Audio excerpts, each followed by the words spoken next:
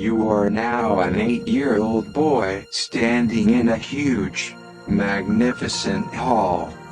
All the other guests are taller than you, so you look upwards.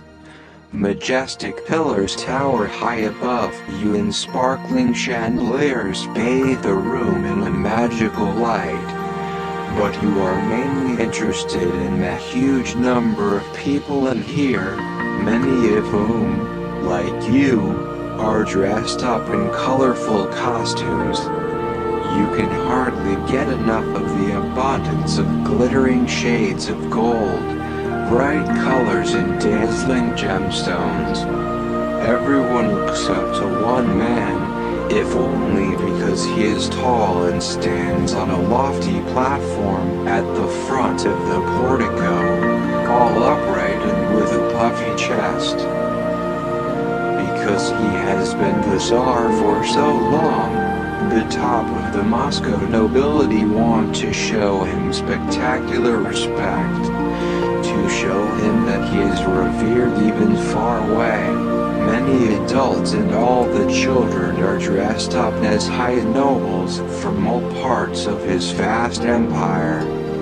The fact that you little ones are allowed to play an important role in this ceremony is also a kind of respect that the adults show you. The empire consists of an overwhelming number of provinces, and each of you is given a staff with the coat of arms of one of these vast territories emblazoned on the top. You know only too well what a coat of arms is, for your father often proudly points to the one that tells of your family's long and venerable history in his study, where he writes many letters. He is at his happiest when protégés ask him for help, whether because of excessive educational costs or overly harsh punishments.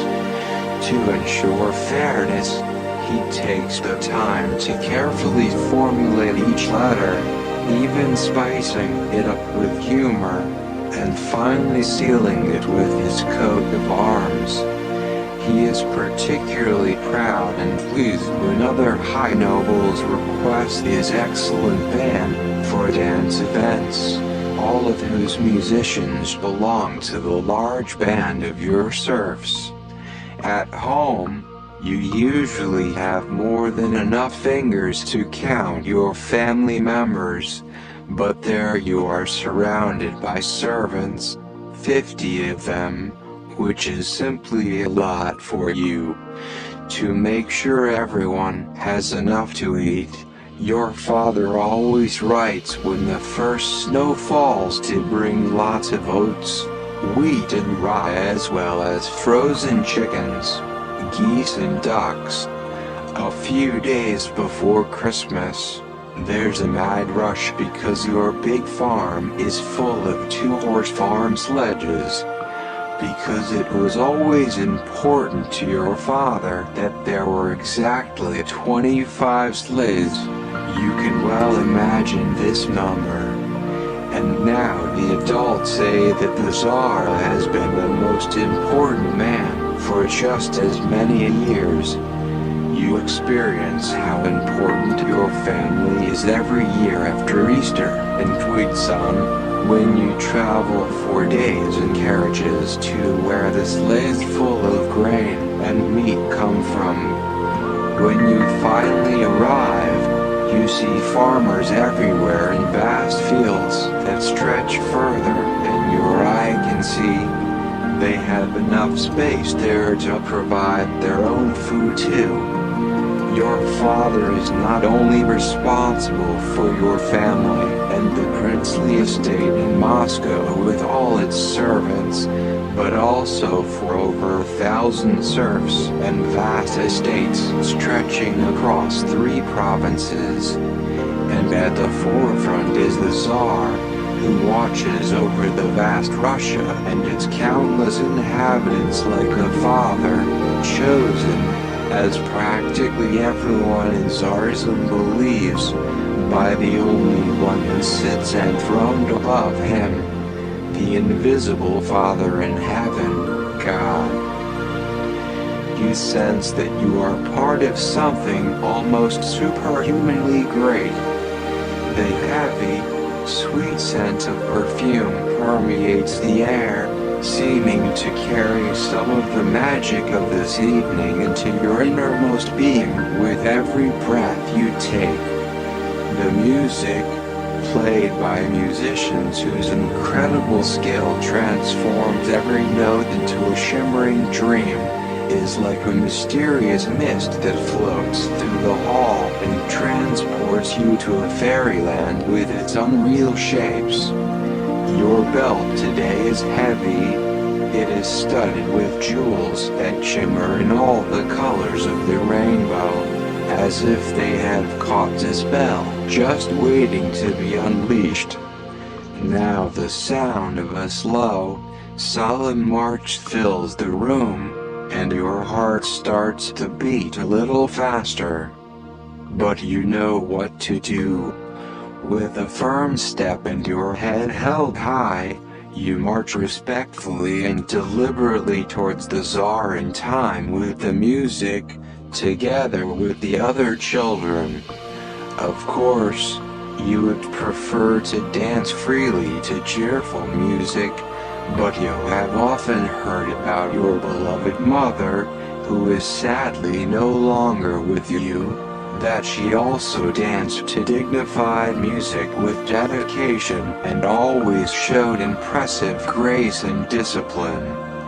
Your father in his magnificent officer's uniform and the Tsar both have a deep admiration for the military and appreciate precise movements.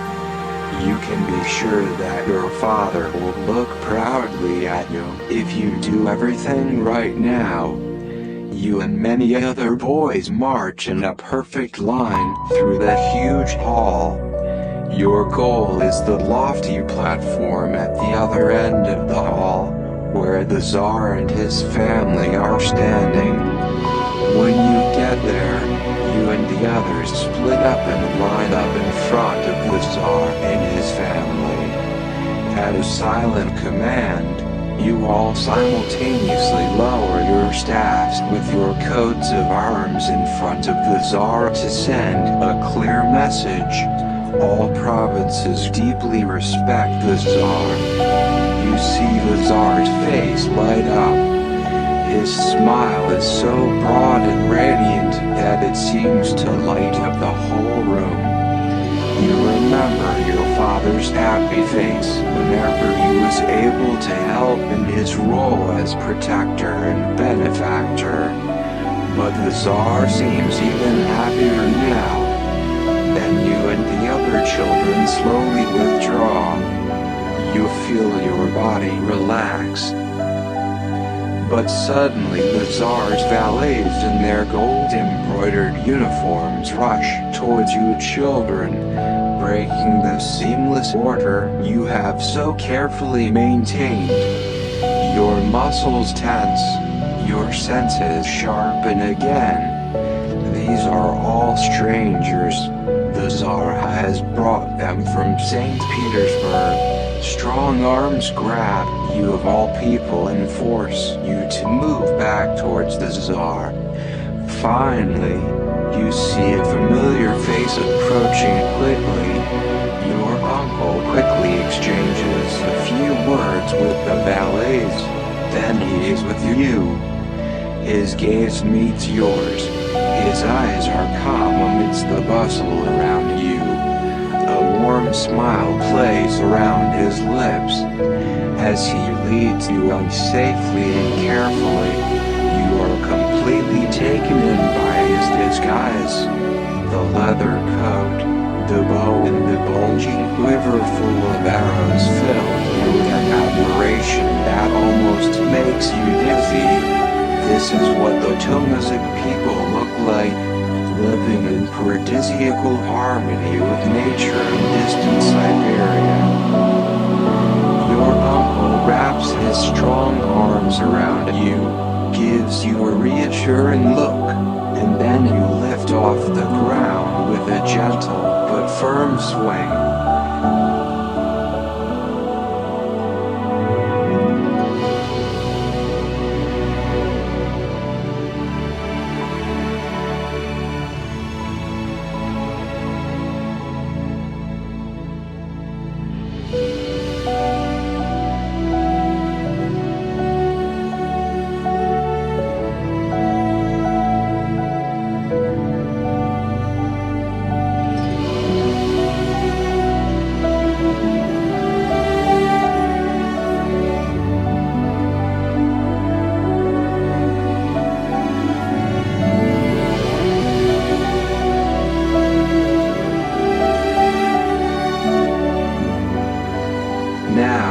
are standing on the Tsar's family platform, surrounded by generals and ladies who look down at you curiously, and your eyes meet the impressive, almost overwhelming appearance of the Tsar.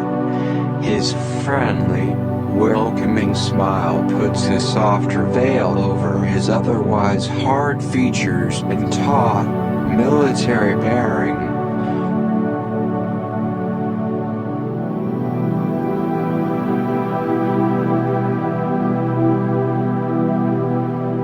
With determination, he takes your hand and leads you to a delicate woman who smiles and looks at you gently and warmly. In his deep, powerful voice, which carries a hint of military drill, he says to her, "You have to bring me just such a boy." Her cheeks flush a deep red. The Tsar asks you if you would like sweets. You express your preference for small tea cookies. He summons a waiter and pours a whole tray full of them into your high fur hat. You tell them that you want to take the cookies home for your brother. You are now joined by a man who is also adorned with numerous medals. If you're a good boy, that's how you'll be treated, he says, stroking your face from top to bottom with his large hand.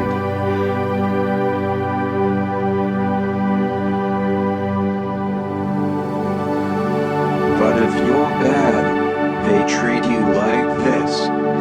His hand moves in the opposite direction, rubbing your nose uncomfortably, and tears well up in your eyes. The warm-hearted lady from earlier immediately takes your hand, leads you carefully to a high velvet chair with a gold-plated backrest next to her own, smiles reassuringly and helps you to lean back. Almost as if in a trance, you lay your head in her lap. She gently strokes your hair. The intense ups and downs fade and you fall asleep.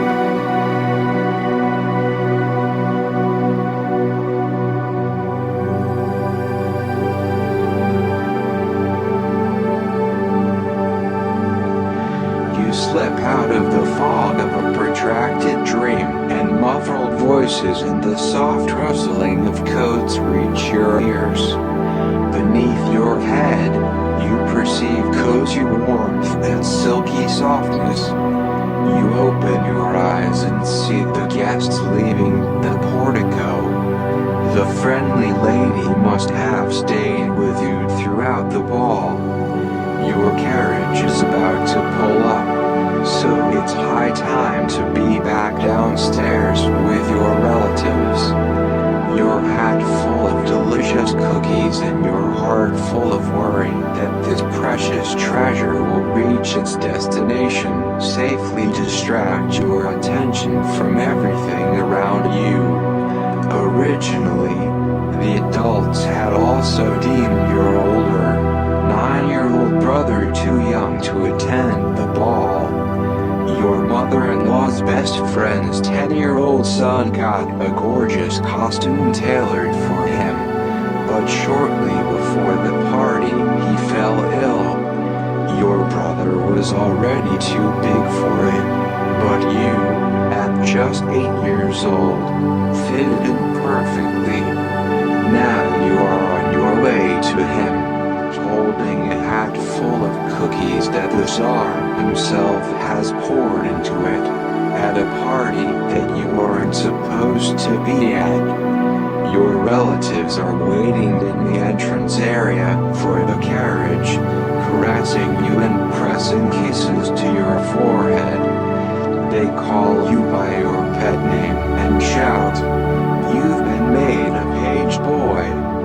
But you reply firmly, "I'm not a page boy. I want to go home." Your biggest worry is still the hat containing the pretty little cookies for your brother. When he disconcern at home, he spreads out his arms and pulls you into a particularly tight and long embrace.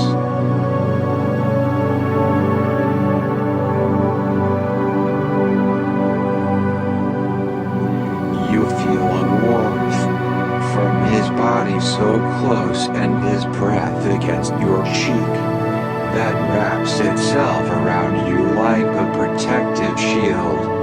You feel his heart beating against yours, an intimate connection that reveals its depth in a perfect, silent understanding.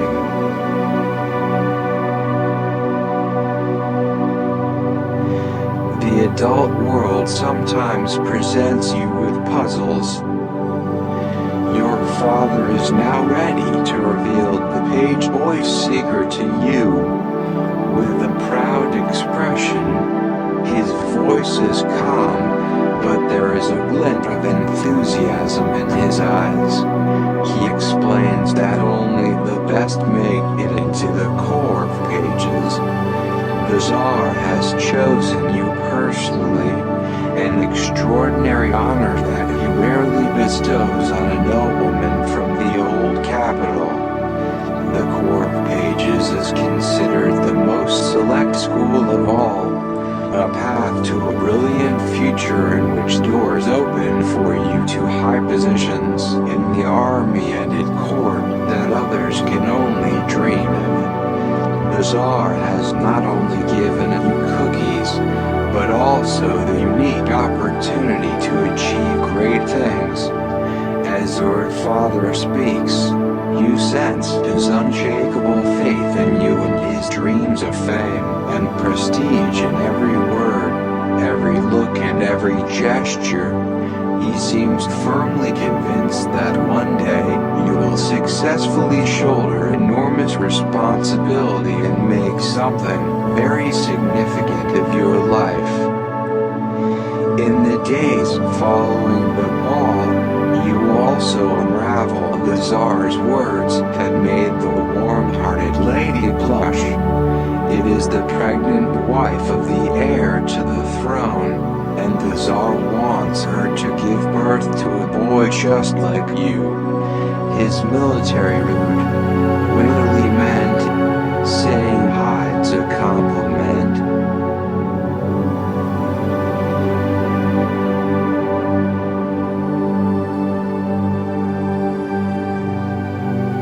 Somehow he likes you.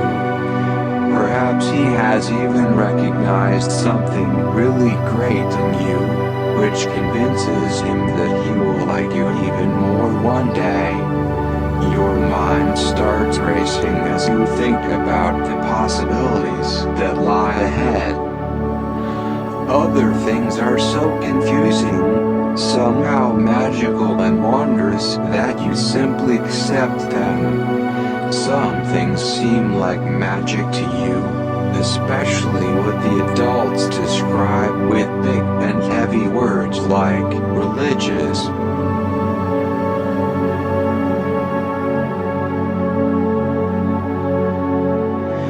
The first vague memory of your life is of Mom in a high, spacious room on a white bed, close by neatly set tables with sweets and pretty glass containers that made the treats look even more tempting. She looked lovingly at you and your brother with big, dark brown eyes and invited you both to enjoy your meal at her side and then climb onto the bed with her. As you snacked, she beamed just as happily as your brother. And as you felt yourself, this contentment reached its peak when your mother stroked you warmly on the comfortable bed. But all of a sudden, she burst into tears, started coughing, and you had to leave. Unfortunately, you never saw your mother again after that. But every time you think of her, one thing comes to the fore: love. With all the love she gave you, she left you with an outstanding treasure. everyone who experienced her loves her dearly. How often a hand touches you tenderly in a dark corridor. Surely, because the servants know that it is your mother for whom they still have such warm feelings, and because you probably look like her in some way, they shower you with love too.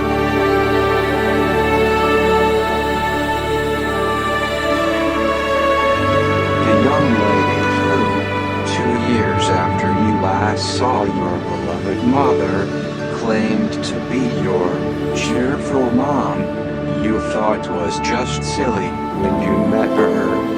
Her cheerful manner seemed like an act. You soon realized that she didn't really care what you were doing and was mainly interested in adult matters.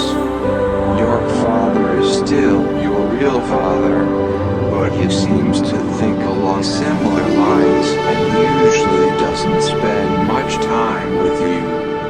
Your real mother, the epitome of love to you, wanted to share joy and provide comfort even in an otherwise very sad situation, but is sadly no longer here.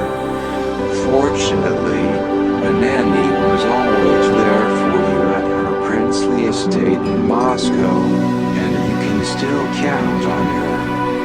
If you enjoy some exuberant, sometimes incomparably fun games and dances, this young woman, obviously genuinely happy, is with you.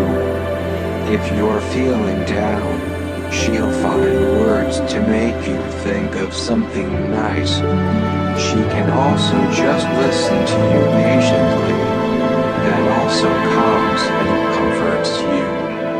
Even when she is silent, you feel understood, cared for, protected, safe, secure, simply loved. Somehow she, instead of your mother-in-law, carries on the warming flame of love kindled by your mother, which lights up your path, and you can trust her completely. It usually makes it easy for you to fall asleep and have pleasant dreams. When you are lying in bed, she makes the sign of the cross above you. The people around you also cross themselves when something new is about to happen and you feel that they hope everything will go well. And nightmares loom in your sleep. You often accompany your family to church, where everyone crosses themselves again and again. Their serious faces reveal how much they care. Everyone does it, so it must be good. Perhaps this movement is something like a promise to stand by each other so that everything goes well. Maybe it's a mysterious spell. The tower of the church your family owns in the country looks like a big yellow magic wand. Whatever the case, these things that adults call religious always have to do with good things like love and somehow feel right, even if they are mysterious. Things can go badly. When you cough or cry, you feel sad, and your mother did just that the last time you saw her in your big house. How you wished you could share joy with her again soon. But suddenly you and your brother were taken to a small house and your nanny sent you to sleep. Yet the little room was still bright with sunlight. In bed, muffled murmurs reached your ears. You could only hear the women talking about your mother, but not what. You jumped out of your beds and asked, "Where's Mom? Where's Mom?" The two of them sewed little black shirts, their gloom seeming as deep as the pain in their tear-stained eyes. They burst into sobs. orphans, a word you were hearing for the first time. After a while, the younger one, by whom you now always feel so warmly understood, pointed upwards and said, "Your mother has gone there, to heaven, to the angels."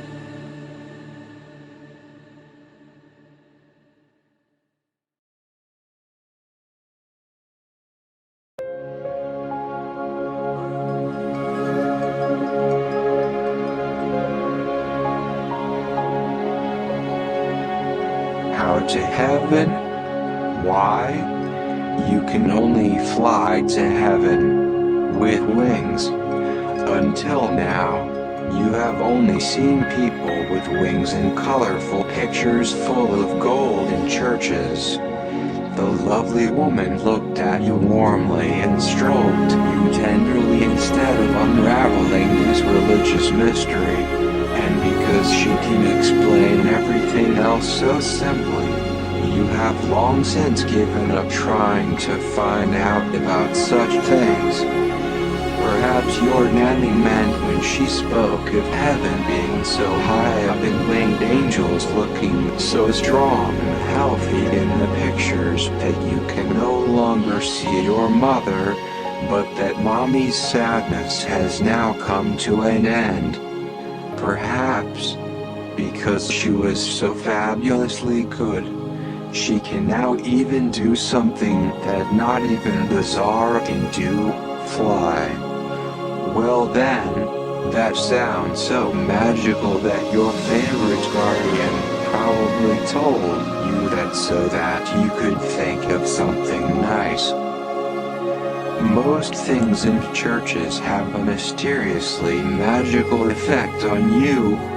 This beguiling scent that you can only smell here, and many words sound quite different from the Russian you hear in your everyday life, almost like mysterious spells from times long past. But during Great Lent, you will often experience a prayer whose words, despite the strange language, somehow speak simply, clearly and genuinely straight to your heart. You can tell from the adults that they find everything religious important, but this prayer also seems to touch them in an extraordinary way.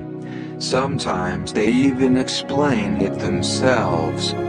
In it, they all ask God for an invisible spirit, not one that tempts them to think and act badly, but one that helps them to be good. You can breathe a sigh of relief when you find out that the man wearing an order who made you cry in the portico with his crude illustration of the motto, "Tit for tat," doesn't think you're bad at all, but was just trying to be funny. You have always felt deep inside that you are a good boy. A farmer's wife asked you and your brother, "Will you be as good as your mother was?" She had pity on us. I'm sure you'll be like that too. The serfs hope that you will treat them well too, so it goes without saying that they will keep anything away from you that could lead you astray.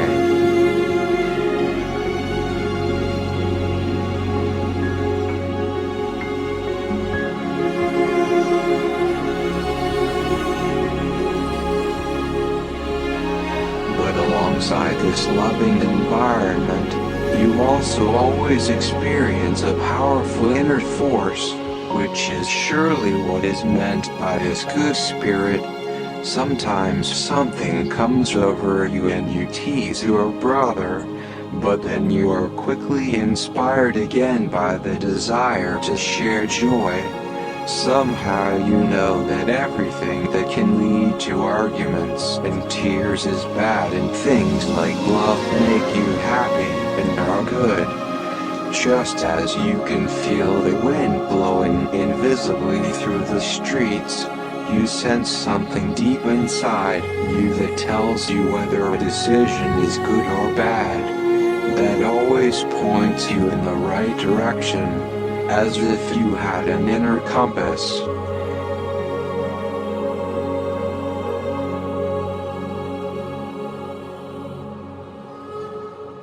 You cried when this strange joker lectured you so impressively about good and bad that you felt patronized.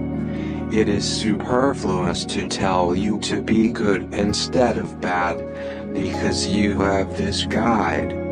Your favorite prayer points to what already lives in you. You feel recognized and confirmed by it. Perhaps this good spirit has filled you from birth. Perhaps God gives you this spirit again and again because you ask Him for it so often in prayer.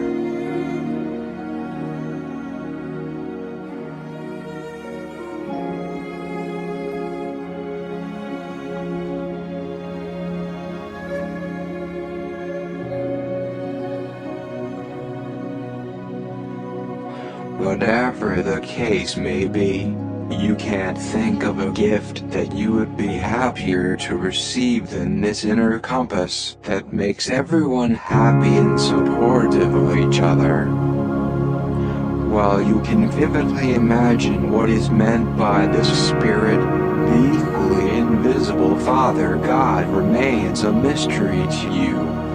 During your favorite prayer, everyone repeats this sequence of movements that creates a strong sense of community and touches you deeply. Everyone crosses themselves and bows reverently, then gets down on their knees and lowers their heads until they touch the ground. The spirit that everyone so longingly asks for is perfectly good. So God, who everyone says gives this spirit, must also be something completely special and good. You are fascinated by the fact that this almighty ruler does not order around, but only looks after the good of all. Perhaps God is simply the source of this good spirit. Perhaps an ancient man. But what really counts is that everyone, young and old, serfs and high nobles, asks Him for this inner compass that is so important to you, and that even the mighty Tsar surely bows his head to the ground before God. Christ is tangible for you, a man from a bygone era whose impressive deeds and words, so filled with the good spirit, are still celebrated today, in memory of His cruel suffering. The last week of Great Lent is shrouded in mourning.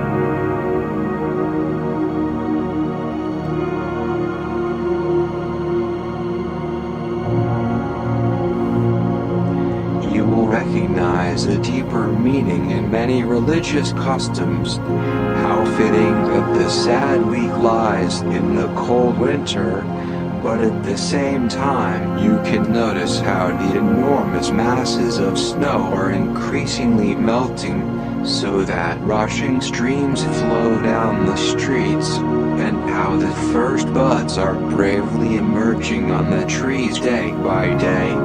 Nature seems to assure you that light will follow the darkness. How fitting that on the eve of Easter, the churches are dark, where everyone flocks to have at least one red-colored day consecrated, with which they can later cheerfully break their fast. Every year you experience that after renunciation comes abundance. With an empty stomach, your head somehow feels clear and you are impressed by the passion of Christ. After much suffering was inflicted on Him, you don't hear a hint of resentment in Christ. You realized how much light forgiveness can bring into the darkness when you tease your brother His face reddens with indignation and he reacts according to the motto, tit for tat, which then escalates into a fierce scuffle, until he forgives you and, reconciled, you can have a wonderfully light-hearted time together again. Among the highlights of these moments of happiness are the days when the rest of the family visits Madam General and you have the big house all to yourselves, surrounded by the invariably warm-hearted serfs. When your favorite games begin, the more you challenge and trick Catcher with teasing banter, the funnier it gets for everyone. Now you are always so overjoyed that you are completely absorbed in the moment.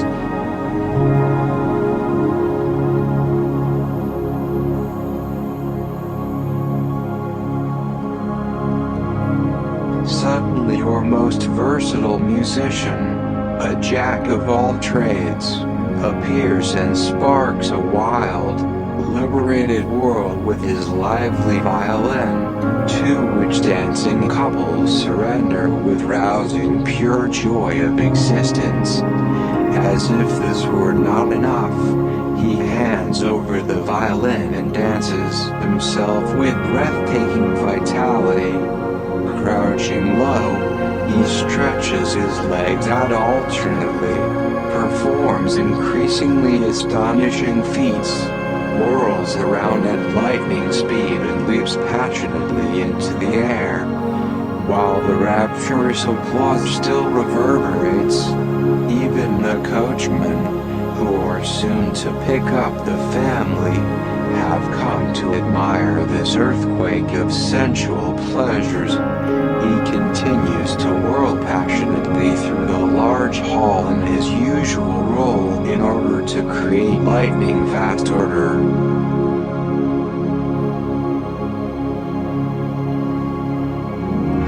His face radiated unclouded cheerfulness, even when you brothers once ran into the base of a valuable lamp during a game, which broke, and the serfs put their heads together so that he could secretly get a replacement.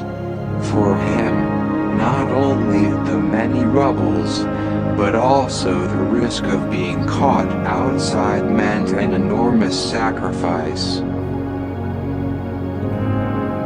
Christ, who suffered far more and was also able to forgive, also appears somehow triumphant in many church pictures. His radiant face seems to be reflected in the countless candles that dispel the darkness of the Easter Mass from midnight.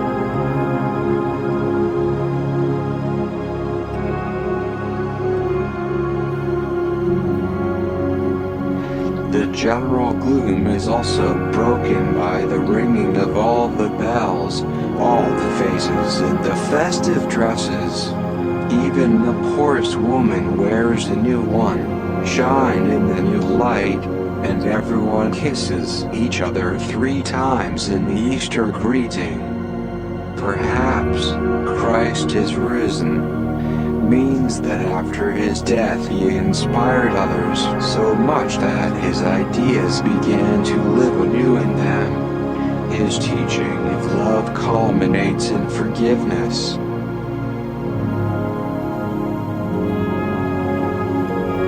Perhaps the answer, truly risen, means that he has actually returned as a visible human being.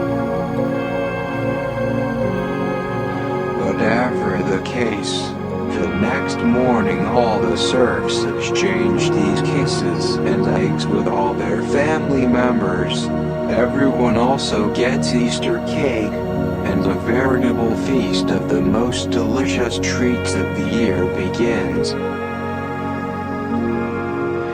You see how the sun shines anew after every dark night, and how increasingly dark days are followed by increasingly bright ones every year. Every fall, the trees lose their leaves, and from the fall that precedes your 10th birthday, you lose the lasting pleasure you had with your brother, because he is now mostly at school. But just as the trees blossom again in spring, you can finally share joy with him again. You have long since realized that you will never be able to do this with your mother. She is dead forever, but all the good in her lives on in the way the serfs treat you. As the years go by, you grow taller and taller outwardly, but also somehow inwardly. Now you can cope well with the deep secret that your father confides to you about his first wife. Do you know that your mother appeared to me after she died? You may find such things hard to believe because you are still so young, but that's what happened.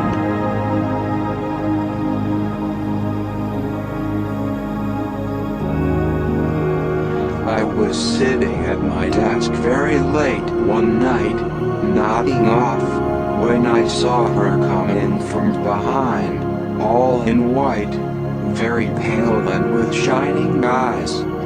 As she lay dying, she begged me to promise to give her freedom to her closest servant, and I promised her this.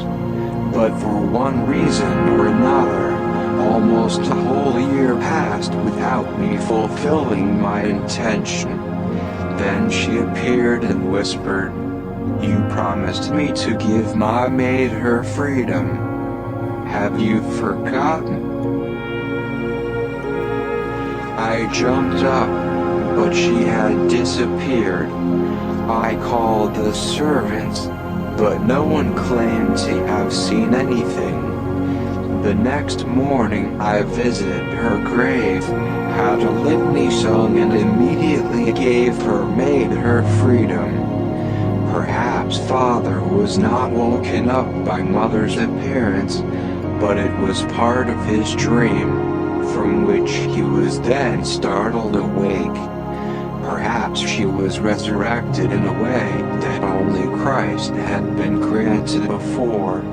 If that is true, as many believe, the main thing is that father was able to keep his promise.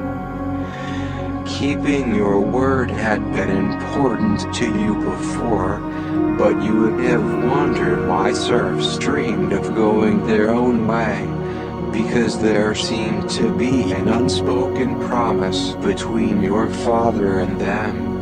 They do a lot of good for your family, and in return father always makes sure they have everything they need. That seemed perfectly fair to you. Serfdom was a normal part of your life, as natural a given as the river that runs through the province from which the many peasant sledges come every winter.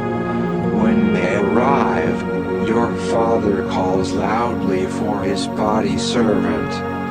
With so many people and so much to do, his highest-ranking servant always manages to keep track of everything and ensure that everything runs smoothly, and, while father shouts, "Everything will be stolen," always immediately makes sure that the delivered food is put away safely and tidily. Otherwise the serfs would go hungry during the winter.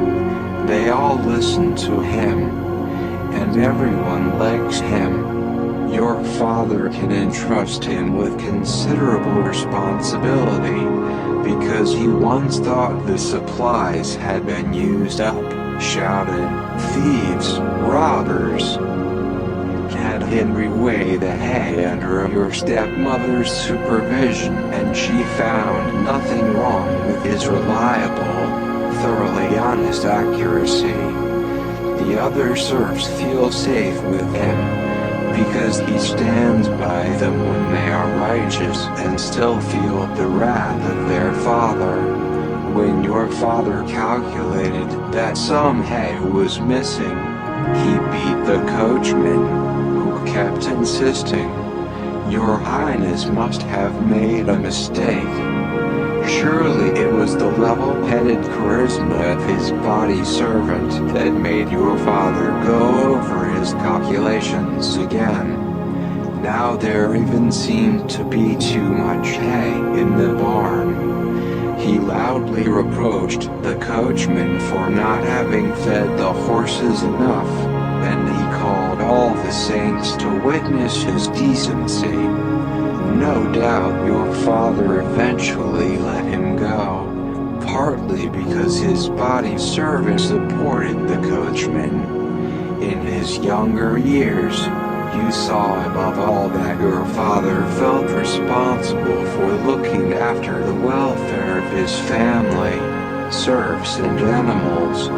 This also explains his frequent outbursts of anger. For the most part, he shows leniency and is passionate about fairness towards his charges. Over time, however, you realize that even he treats his serfs, who regard him as one of the best lords of the manor, unfairly too often, and they therefore dream of freedom. He elevated his body servant to the highest ranking servant and had him marry your favorite nanny. Simply because this warm-hearted woman is so extremely valuable, you thought injustices were exceptional cases. Now you are increasingly questioning serfdom. But the first spark of this doubt was ignited when you were much younger, by a story about the exemplary body servant, of all things. Your father's golden sword aroused your and your brother's curiosity, and you learned that he received it after a war in which the body servant was his faithful constant companion. Whenever he was in an unusually good mood, you asked him for adventurous war stories. He then told how the two of them, armed with swords, had to defend themselves against hundreds of fierce attackers. In the last war against the Turks, they were noticeably outnumbered. You had expected reports of heroic battles with highly dangerous soldiers, but the attackers, as they rode through a deserted village one night with dispatches, were dogs. The cross of merit emblazoned on his sword was for heroism, and because he never claimed it was awarded for defending himself against snarling animals, you persistently drilled down and found out. A woman sobbed heartbreakingly in front of a burning house, and he was immediately awarded the cross for saving her child, and later the magnificent sword, because he allowed his serf to leave his side for once. She protested loudly that it was his faithful companion who heroically threw himself into the flames. Wasn't he my man? Your father can call the golden sword with the cross of merit my sword because he has it and likes to wear it. But actually, the true hero deserves to own it. But your father calls his brave body servant my man, as if he were his own, and thinks that the sword therefore also belongs to him. When you say, my brother, you mean that you have a good companion in him and appreciate his closeness. But this affiliation does not mean that your brother belongs to you, just as a thing can belong to someone. Your father surely also feels a close bond with his body servant. Then the same applies to both of them.